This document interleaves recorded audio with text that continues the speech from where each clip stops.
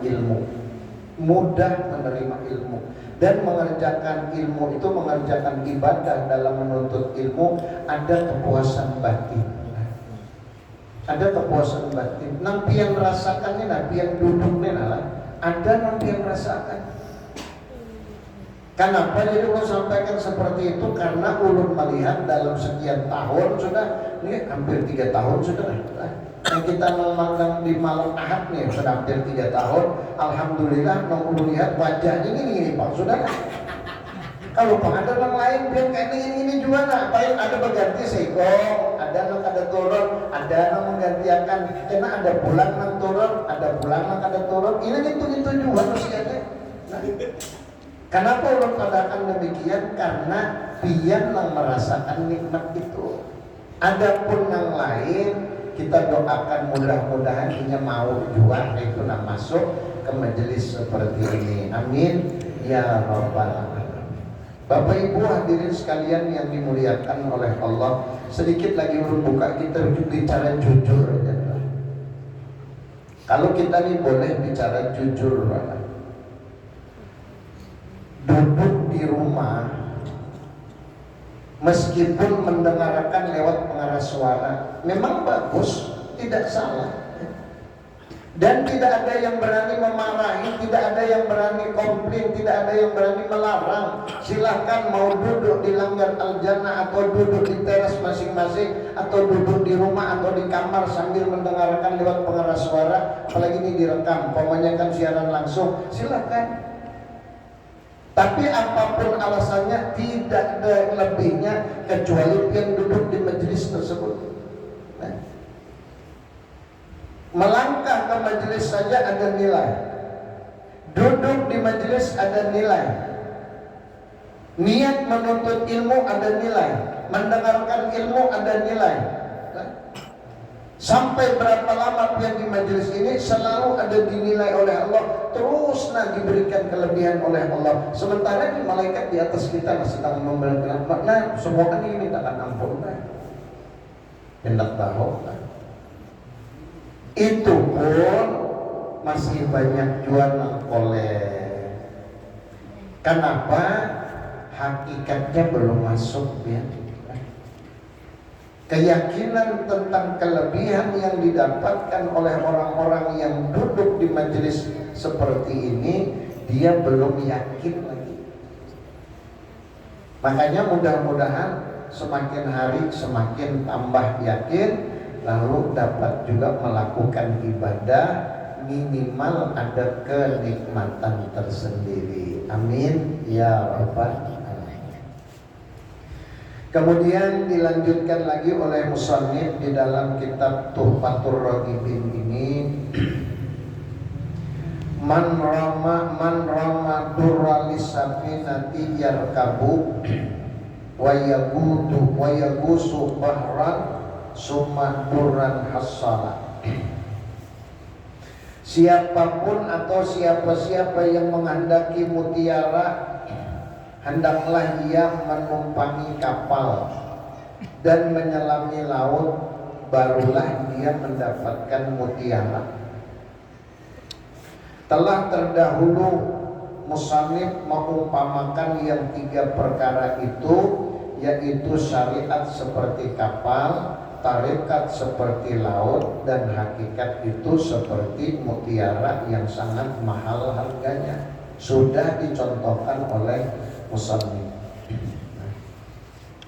Jadi di dalam kita mencapai kebahagiaan hidup baik dunia dan akhirat, kepingin mencapai hasil yang kita lakukan selama hidup di dunia supaya hasilnya memuaskan di negeri akhirat, kada boleh lepas dari 3 perkara. Pertama syariat, kedua tarekat, ketiga hakikat. Lalu musannif pengarang kitab ini mengumpamakan syariat itu seperti kapal. Kalau kada ada kapalnya, kada mungkin kawan dia mendapatkan mutiara ya. Karena mutiara itu rata-rata di tengah laut ya.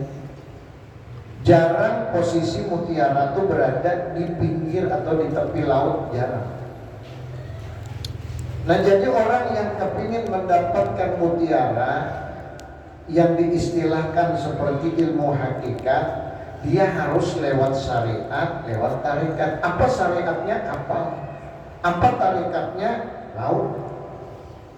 Laut inilah yang ditempati oleh barang yang berharga, yang disebut hakikat atau kita istilahkan mutiara. Orang kepingin mendapatkan mutiara hidupnya, Masya Allah, harus naiki kapal dulu ke tengah. Kada mungkin kalau kapal itu berkaring di atas karing berjalan, kada mungkin, pasti di air, artinya di laut, ya. Karena mutiara letaknya di dasar laut, dia harus mendatangi tempat itu dulu pakai perahu, pakai kapal. Kemudian dia harus menyelam di dalam laut, baru ketemu yang namanya mutiara. Itu pun belum tentu ketemu, kalau salah sasaran ada dapat. Nah, karena menurut cerita itu, yang lihat di media, mutiara itu kadang-kadang berada di dalam kerang. Ya. Tahu ampunnya siapakah? Boncini Ocini itu ampunnya ada tahu juga. Cuman kenyataan yang jelas mutiara itu berada di dalam kerang, kadang di dalam batu. Tapi andaknya di dasar laut. Kalau mutiara yang memang bagus, warnanya bagus, cahayanya bagus, harganya bagus juga harganya, ya. Nah, orang yang kepingin mendapatkan mutiara terbaik pasti di kedalaman tertentu. Tidak mungkin di tempat yang dangkal, tidak mungkin. Makanya musannif mengumpamakan seperti itu agar kita dapat memahami bahwa ilmu hakikat tidak mudah didapatkan. Orang yang berupaya pun mendapatkan belum tentu mendapatkannya, apalagi yang usahanya tidak sungguh-sungguh, artinya sambil-sambilan. Sambil-sambilan tahu lah ya, lain yang sapul-sapuluh itu lah ya.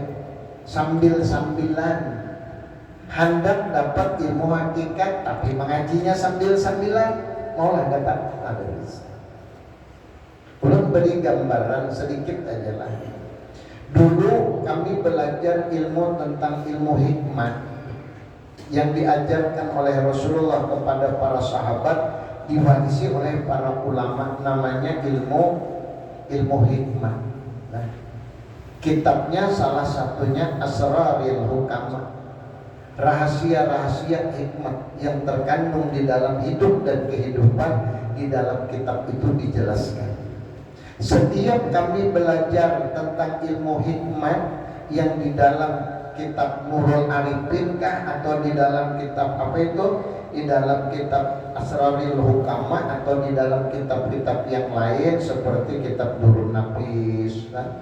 Atau kitab Al-Hikam, itu belajarnya kada pernah baik di bawah jam 12, kada pernah. Kenapa? Jadi selalu di atas jam 12, karena mempelajari ilmu itu harus ada ketenangan, harus ada suasana tertentu. Kadang-kadang, mohon maaf, kadang-kadang kami di bawah sidin ke bawah pohon, di bawah pohon pisang, tetapi di pinggir jalan, cuman memandang ke atas nih, kawak los itu memandang ke atas. Jadi banyak sampai situ ampertikar dudukan, nah mata ke atas saja. Kalau pengadaan yang dibacakan sidin kadang itu nah lihat ke atas di sidin, kadang setengah jam, kadang sampai 1 jam kulikan itu. Jadi apa yang didapatkan tergantung kita memandangnya. Nah, setelah kita memandang, mungkin esok-esok atau lusa hanya sidin kesahakan apa yang dapat di sini. Yang memandang ke atas itu apa nih perhatikan, apa nih lihat, apa nih dapat di sini. Berbagai macam itu jawaban tergantung kemampuan dia menyerap tentang ilmu hakikat tadi. Contoh satu, ketika kita melihat menengadahkan ke atas, ya Allah, ada kau dijangkau, baik ada kawan. Adakah yang mampu mengukur berapa tingginya langit? Bintang yang menurut penelitian meteorologi dan geofisika Kadang-kadang planet bintang itu lebih besar Pak daripada dunia kita ini lah. Lebih besar, kelihatannya kayak apa ya? Nah, halusnya kelihatannya di atas kilang-kilangan, padahal planetnya gananya luar biasa ya. Itu kan gambaran, jadi kita melihat itu kuasa Allah Ta'ala. Adakah batasan ketika kita melihat ke atas ke dada? Itu salah satu cara memahami tentang ilmu hakikat. Jadi macam-macam cara guru menyampaikan ajaran itu. Kalau kita tidak memahami secara seksama, kita sambil main-mainan belajar, jangan harap dapat ilmu hakikat. Jadi ilmu hakikat inilah yang selalu dicari orang. Kenapa? Karena nikmatnya luar biasa. Jelas kah? Kemudian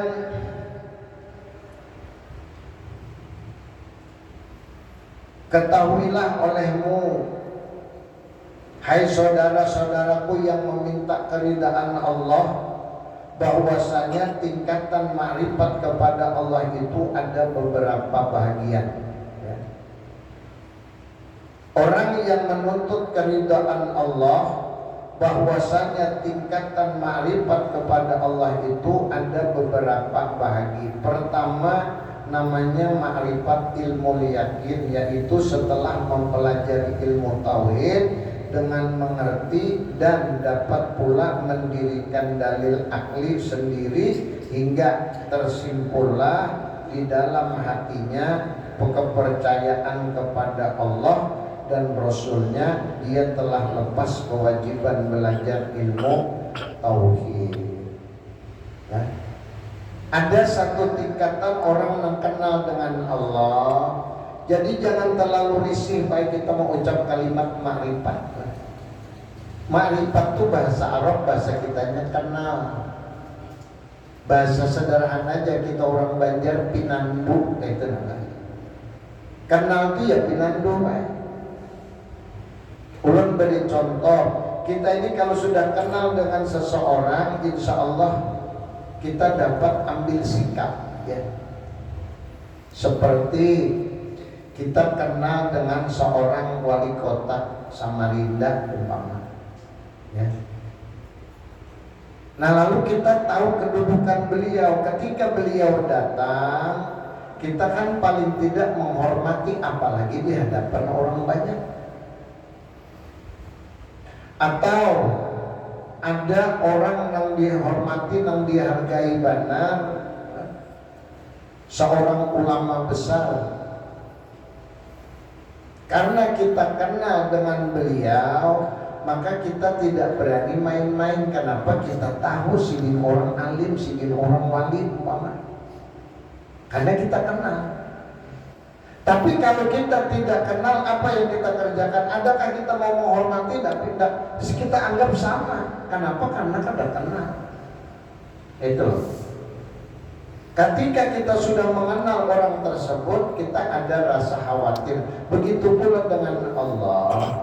Orang yang benar-benar kenal dengan Allah, bahasa Arabnya ma'rifat kepada Allah, dia tidak berani main-main dengan Allah. Apapun yang diperintahkan Allah, dia tidak pernah komplain, dia tidak pernah mengungkapkan alasan, dia tidak pernah merasa keberatan, kecuali dia berupaya melaksanakan dengan baik dan benar. Berarti orang itu sadar, tahunya pinandu lawan Tuhan gitu. Makanya nya takutan. Ujar Allah Ta'ala, coba ikan wanita ikan melalayakan, jangan kamu tinggalkan, ikan melalayakan dia sembahyang ujar Allah Ta'ala, kamu celaka cacarnya. Kau angkat tuh berkah di umur ikan, kau angkat berkah usaha ikan ujar Allah Ta'ala. Kalau sudah Allah angkat berkah dari usaha dan umurnya, apa sih manfaatnya harta yang ada? Tidak ada manfaat. Justru harta yang dia cari dengan susah payah itu nanti akan menyengsarakan dia di hadapan Allah. Pasti sudah berbahaya, pasti sudah. Contoh, ada orang berhimmat mencari harta sampai dilupakannya sembahyang. Pas mati saat itu apa? Nang didapatkannya ini miliaran Pak. Ya. Miliaran yang dia dapatkan. Begitu dia meninggal, dibuat orang di kantongan plastik lah, duit 1 miliar tadi masukkan ke dalam kubur, ngerampot, dimasukkan. Ada mungkin siapa yang menikmati 1 miliar? Siapa? Ayo. Dilandang bini masih hidup, lelaki pulang, haram lelaki hanya menikmatinya. Seorang maka menginjak dalam kubur. Itulah. Nah, apakah dia membuat dia bahagia? Belum tentu. Bahkan yang banyak membuat sengsara. Kalau dimanfaatkan oleh ahli warisnya kepada hal bermanfaat, umpama dia mengenang bapaknya, ada merasa kuitannya uyuh benar mencari duit sampai miliaran rupiah supaya kuitannya ini ada sanggup di negeri akhirat karena tapi banyak beribadah dan 1 miliar tadi jurungnya ke masjidnya ulang anak ke masjid no tuh hebat baik. Tapi adakah orang yang seperti itu? Jarang, kalaupun ada tidak banyak. Yang banyak apa yo? Banyak marabutakan bakalahian yang marabutakan 1 miliar. Kuitan makam sengsara di dalam kuburnya berabun bakalahian. Ada no sampai betimpas sampai. Ada no wani melaporkan dan sangat ke kepolisian, ya Allah. Gara-gara bagiannya ada pas. Padahal sudah jelas di Al-Quran ada sudah jelas Allah Ta'ala mengaturkan nabilanya laki-laki meninggal, si bini-bininya selaku istri kan bagiannya berapa ada sudah. Dia punya anak berapa orang laki-laki, berapa orang perempuan sudah ada. Di dalam ilmu faraid diatur lidzakari mislu hadzil unsayain, laki-laki 2 bagian perempuan. Nah, itu kata kalau dipungkiri kadanya kada adil, harus seperti itu. Dan yang tidak berhak tidak boleh mengambil harta yang bukan haknya dia. Di antaranya kalau seorang bapak meninggal dunia, dia punya anak laki-laki dan perempuan, habis harta itu kada kawan lain, anaknya menguasai. Kenapa? Memang asobahnya di situ. Tapi kalau dia tidak punya anak laki-laki, siapa yang menjadi asobah? Bisa saudara kandung, bisa orang tuanya kalau masih hidup, bisa cucunya. Yang laki-laki maksudnya. Makanya orang-orang Arab bila ada bisa anak laki-laki sakit hatinya dia. Apalagi kan hartanya banyak. Kenapa? Cagar diwaris oleh orang lain. Bisa marinanya, mewaris, bisa kainya, bisa dan sanaknya itu. Ini sudah ada aturan. Nah jadi intinya belajar ilmu tentang pengenalan kepada Allah yang kita sebut dengan tauhid atau ilmu ma'rifat, supaya menerbitkan ilmu yakin. Kalau sudah sampai kita mendapatkan ilmu yakin, artinya kita dapat menampilkan dalil baik akli ataupun nakli gitu. Lalu yakin hati kita ini, nah, karena kita kawam, kenapa jadi nak ini yuk kawam pin menerbitkan dalilnya, oh ini pengjer guru, oh ini pang sebabnya. Begitu kita tinggalkan sanksinya berat. Kenapa jadi sanksinya berat? Oh ini pang dalilnya. Dari mana dia dapat dalil? Karena dia belajar tentang ilmu berbicara urusan dalil tersebut. Begitu dia memahami tentang dalil tersebut, baik keberadaan Allah dan Rasul, baik dengan akal atau dengan dalil-dalil yang lain, maka lepaslah kewajibannya belajar ilmu tauhid. Nah jadi sampai yang kau menerbitkan dalil tentang pengenalan kepada Allah, baru gugur kewajiban kita untuk menuntut ilmu tauhid. Jelas kan? Habis waktunya sudah. Jam berapa tuh? Jam 19. 15 pas Ada yang mau tanya? Ayo bareng 2-3 menit. Nah, ada yang mau tanya? Sebelum kita lanjut atau kita tutup dengan doa. Ada yang mau tanya? Tidak ada. Kalau tidak ada yang mau tanya berarti anggap paham. Nah pertemuan yang akan datang kita bicara tentang ma'rifat ainul yakin. Nah lalu yang ketiga nantinya namanya ma'rifat haqqul yakin. Ada namanya ilmu yakin, ada ainul yakin, ada haqqul yakin. Bila sudah sampai kepada hakul yakin, buat kalau mungkin goyah lagi biar kayak apa orang mempengaruhi kenapa lagi sudah. Kenapa? Ini sudah sampai hakul yakin, bujur-bujur sampai sampak keyakinannya kepada Allah Subhanahu wa Ta'ala. Mudah-mudahan penyampaian singkat ini jadi manfaat. Mudah-mudahan kehadiran kita di majelis yang mulia ini mendatangkan rahmat Allah. Mudah-mudahan kita diberkahi oleh Allah. Mudah-mudahan kita mendapatkan ridha Allah. Pada akhirnya semoga kita nanti dikumpulkan bersama Nabi di dalam surganya Allah. Amin ya rabbal alamin. Bisirin Nabi wa alin Nabi wa bisirin Fatihah. A'udzubillahi minasyaitonirrajim. Bismillahirrahmanirrahim. Alhamdulillahirabbil alamin arrahmanir rahim maliki yaumiddin iyyaka na'budu wa iyyaka nasta'in ihdinas siratal mustaqim siratal ladzina an'amta 'alaihim ghairil maghdubi 'alaihim waladdallin amin amin ya rabbal alamin bismillahirrahmanirrahim alhamdulillahirabbil alamin Allahumma shalli wa sallim wa barik ala sayyidina wa nabiyyina wa maulana Muhammadin wa ala alihi washabbihi ajma'in Allahumma rabbana zidna ilma wa wasilana arzaqana wa barik lana fima razaqtana waj'alna ya Allah min ibadika shalihin waj'alna ya Allah min ibadika rasyidin bi rahmatika ya arhamar rahimin wa sallallahu ala sayyidina Muhammad wa ala alihi washabbihi ajma'in bi fadli subhana rabbika rabbil izzati amma yasifun wa salamun alal mursalin walhamdulillahi rabbil alamin taqabbalallahu minkum. Demikian yang dapat kami sampaikan. Salah hilang mohon maaf. Teriring ucapan terima kasih atas kehadiran Bapak Ibu, wabil khusus kepercayaan yang diberikan. Semoga dibalas Allah dengan pahala yang berlipat ganda. Akhirul kalam billahi taufiq wal hidayah. Assalamualaikum warahmatullahi wabarakatuh.